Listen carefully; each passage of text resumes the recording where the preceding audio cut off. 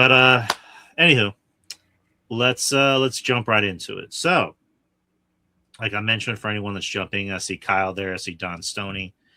Anyone else who's watching? We usually start off with rest of the week, but we're going to do things different this week.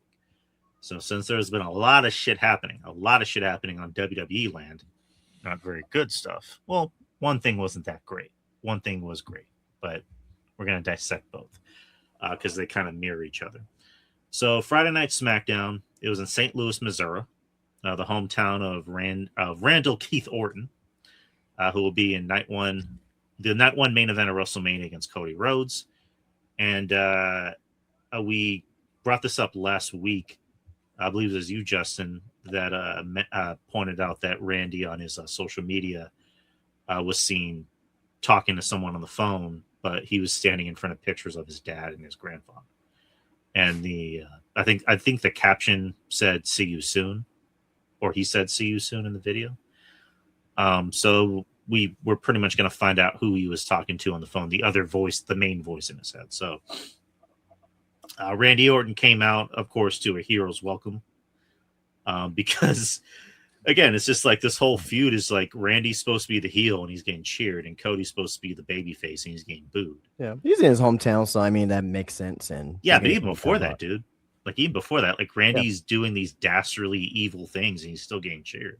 Oh, I don't know. Outside the attack on Cody Rhodes, he has not done anything really that was really dastardly. I mean, I'm just like, I guess I'm being cheeky. Like he RKO'd, who was it, Jelly Roll, and he got cheered. He beat the shit out of Matt Cardona and he got cheered.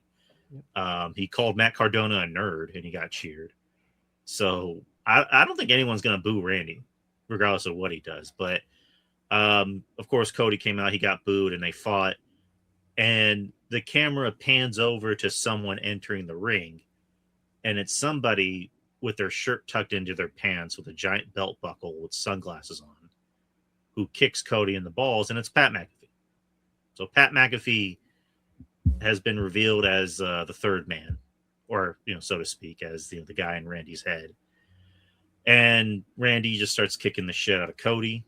Pat joins in, and then people try to get in to interfere, and they're telling him, "No, don't get in. I'll beat your ass." Pat the whole time is talking on the microphone while Randy is beating up Cody, and is just pretty much saying a bunch of nothing. Like he's saying a lot, but he's not really saying anything of substance. Like he's saying, "I'm tired of watching SmackDown one week where two 5'5" guys are having a 45-minute Iron Man match, but Randy Orton's here." Well, I mean, that's completely inaccurate. Yeah, wrong show. He was I was definitely gonna say watching the wrong show. wrong show. I mean, you're kind of telling yourself at that point. But even at that, the other show doesn't do that either. So yeah. We got this puppet. We got a puppet as a champion, but we have Randy Orton, and just of course, putting over Randy Orton. That's the point of the promo. But like, it just wasn't good. It wasn't a good promo. Pat being the guy is not good at all. I'll be honest, the whole voice in your head thing I thought was stupid. I thought if Randy just like went full Viper and just beat the shit out of Cody, that would have made more sense, and that would have been more entertaining. This storyline didn't even need to have a person who was calling Randy Orton. No. It didn't need that. But the fact that it was there, it was like, okay, let's at least give us someone, relevant, and it didn't give us anyone relevant. No. I mean, because like the past 3 years with Cody, his feuds have always been they've involved a nostalgia act that turns on him, and B, it's been against someone that always needs a second person to help beat him up. Because and it's 2 years in a row where he got kicked directly in the nuts. Yeah, like he had Roman and The Rock, and Rock made him bleed. And then last year was with Cena and Travis Scott, which that went completely nowhere. And then this year is fucking Randy Orton and Pat McAfee. So it's not good. I hated it. I didn't like it. I saw other people that liked it because they're like, it was unexpected. I enjoyed it. I'm like, okay. Like I mean, if you enjoy it, fine. no, I agree. But at the same time, you're fucking an idiot. You're an idiot. And usually I don't say that, and usually I don't say, if you like it, you like it. If you don't, you don't. But in this case, you're a fucking idiot. I want to agree with you. Know, I'm gonna agree with you. Fuck it. Like if you like this, that's cool. But I just think you're stupid. Like I'm gonna go a step further. You're kind of what's wrong with this company, because this company is gonna hear stuff like that and go, oh well, they're okay with that, so we're gonna cater to those people's needs instead of the people that want better storylines, better matches, and just a better overall TV and characters. No, we're going to give them WCW 2000. We're going to give them Vince Russo. Hey, don't talk about my GOAT year for WCW like that. I'm sorry, Justin. I gotta do that. We're going to give them Vince McMahon 2019 shit. There was someone who put a video on X. I squandered on X earlier today to get some news articles ready for us, and yeah, someone made a 2019 video of WWE, and it's like, holy shit. Oh, I like, seen it. Yeah, I seen that one. Oh my god. Like, oh my god. All right. Like, yeah, I'm like, okay, putting things in perspective. Even though this story sucks, it's better than what it was back then. Yeah. 2019 was a fever dream. Like, I was like, damn, that really happened. Oh, it did. It was that bad that we have PTSD, right? And we forgot about it. Like, right. So traumatic that we just erased memory of it because it was so terrible. Yeah, fucking Corbin, who was opening, middle, and closing shows. King Corbin, Roman eating dog food, which will, or not eating dog food, but covered in dog food, which we'll get to that in a bit. What else? Kofi losing his title in 5 seconds. Yep. It's just, wow. And then COVID happened. Yeah.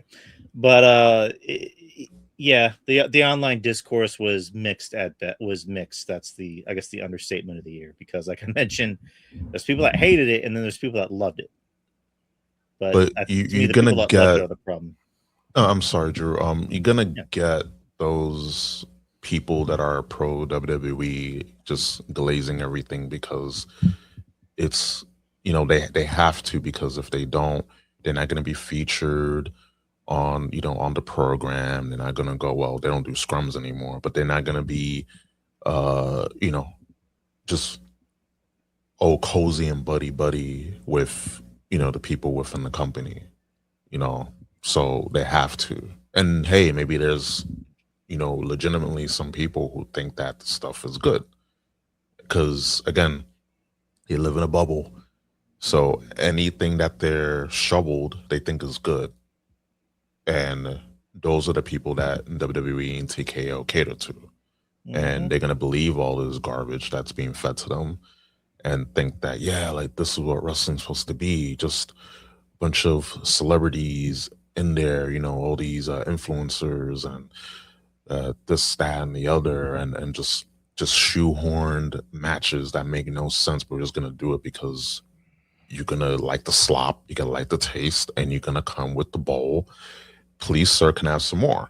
And they're gonna keep doing that because, again, like you said, Drew, it's fans like that is what's wrong with the company, because they're gonna see that and be like, oh, they like it. Let's give them more. Like, they don't. We tell them what to like. We tell them what to think, how to think. And this whole thing with McAfee and then happened on Monday, just more proof of that. And it's just, these new fans. It's unfortunate, And I'm gonna triple down with you guys. Like, there's a lot of stupid fans out there. Mm-hmm. There's really a lot of just